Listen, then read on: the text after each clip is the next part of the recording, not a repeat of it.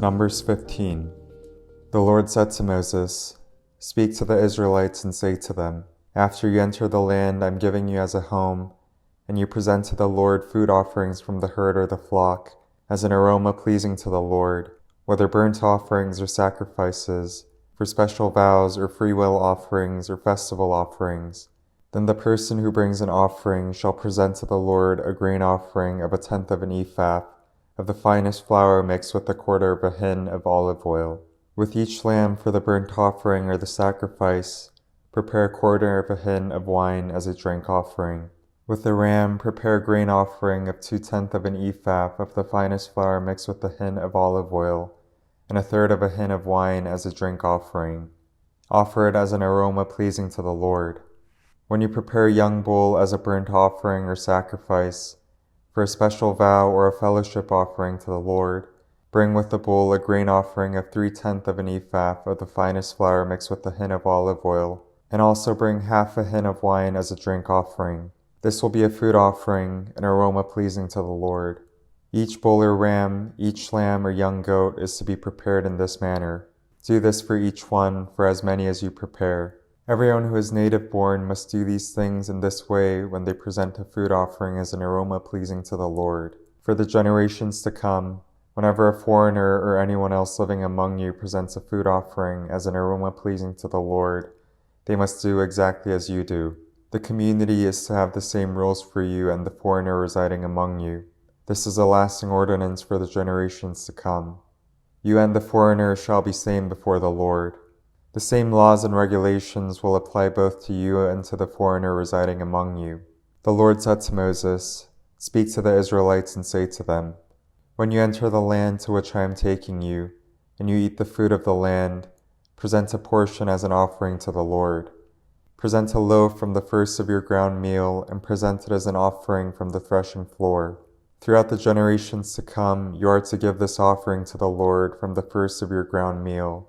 Now if you as a community unintentionally fail to keep any of these commands the Lord gave Moses, any of the Lord's commands to you through him, from the day the Lord gave them and continuing through the generations to come, and if this is done unintentionally without the community being aware of it, then the whole community is to offer a young bull for a burnt offering as an aroma pleasing to the Lord, along with its prescribed grain offering and drink offering, and a male goat for a sin offering.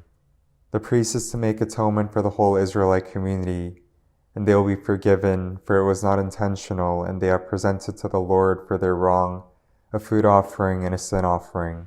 The whole Israelite community and the foreigners residing among them will be forgiven, because all the people were involved in the unintentional wrong.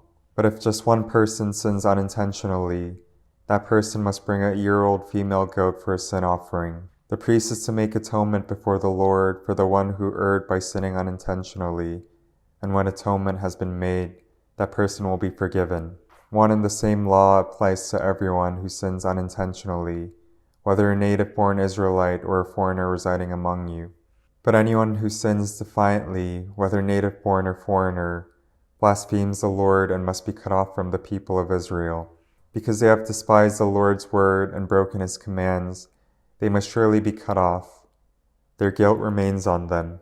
When the Israelites were in the wilderness, a man was found gathering wood on the Sabbath day. Those who found him gathering wood brought him to Moses and Aaron and the whole assembly, and they kept him in custody because it was not clear what should be done to him. Then the Lord said to Moses, "The man must die. The whole assembly must stone him outside the camp." So the assembly took him outside the camp and stoned him to death, as the Lord commanded Moses. The Lord said to Moses, "Speak to the Israelites and say to them, throughout the generations to come you are to make tassels on the corners of your garments, with a blue cord on each tassel.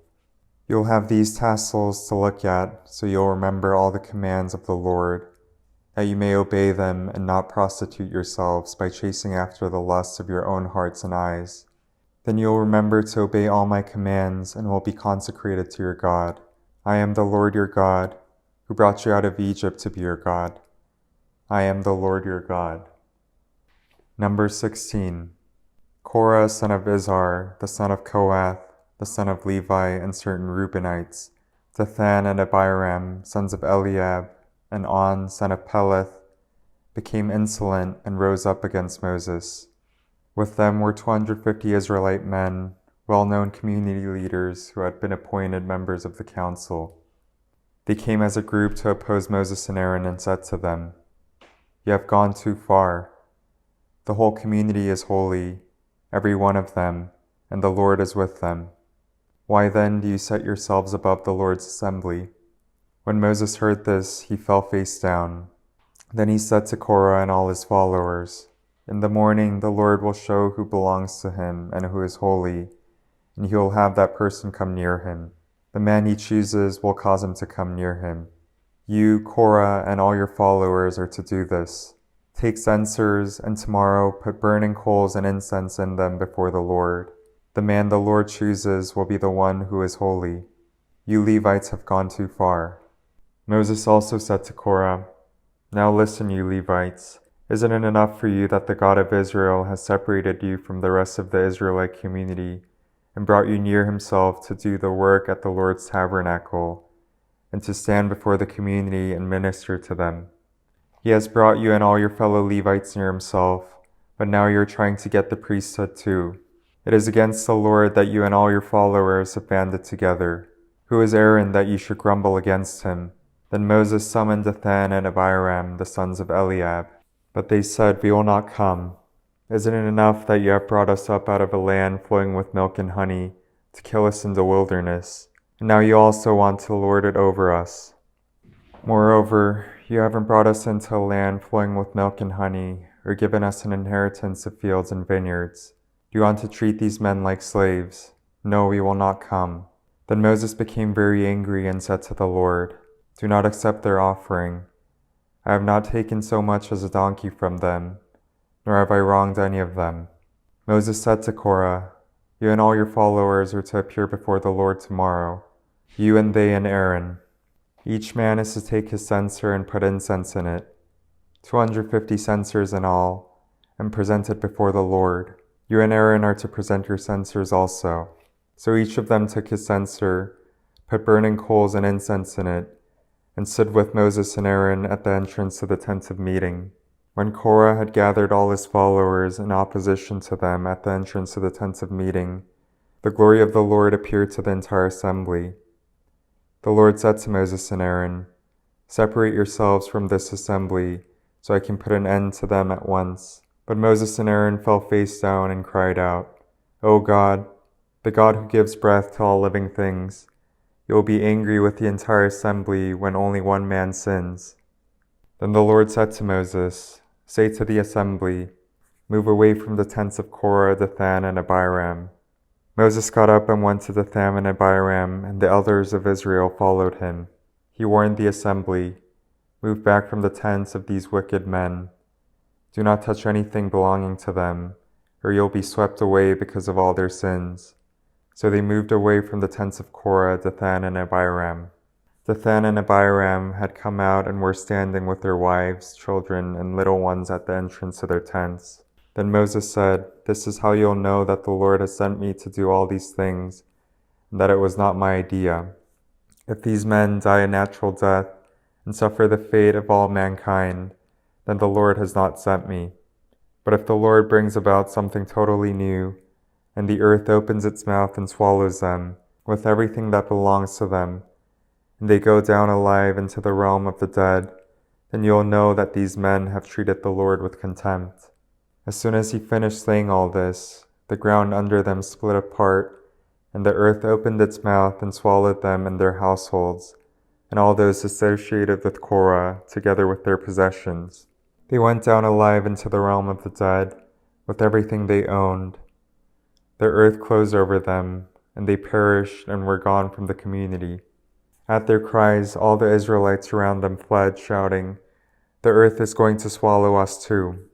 And fire came out from the Lord and consumed the 250 men who were offering the incense. The Lord said to Moses, "Tell Eleazar, son of Aaron the priest, to remove the censers from the charred remains and scatter the coals some distance away, for the censers are holy. The censers of the men who sinned at the cost of their lives. Hammer the censers into the sheets to overlay the altar, for they were presented before the Lord and have become holy. Let them be a sign to the Israelites. So Eleazar the priest collected the bronze censers brought by those who have been burned to death, and he had them hammered out to overlay the altar, as the Lord directed him through Moses. This was to remind the Israelites that no one except the descendants of Aaron should come to burn incense before the Lord, or he would become like Korah and his followers. The next day, the whole Israelite community grumbled against Moses and Aaron. "You have killed the Lord's people," they said. But when the assembly gathered in opposition to Moses and Aaron and turned toward the tent of meeting, suddenly the cloud covered it, and the glory of the Lord appeared. Then Moses and Aaron went to the front of the tent of meeting, and the Lord said to Moses, "Get away from this assembly so I can put an end to them at once." And they fell face down. Then Moses said to Aaron, "Take your censer and put incense in it, along with burning coals from the altar, and hurry to the assembly to make atonement for them. Wrath has come out from the Lord. The plague has started." So Aaron did as Moses said, and ran into the midst of the assembly. The plague had already started among the people, but Aaron offered the incense and made atonement for them. He stood between the living and the dead, and the plague stopped. But 14,700 people died from the plague, in addition to those who had died because of Korah. Then Aaron returned to Moses at the entrance to the tent of meeting, for the plague had stopped. Amen.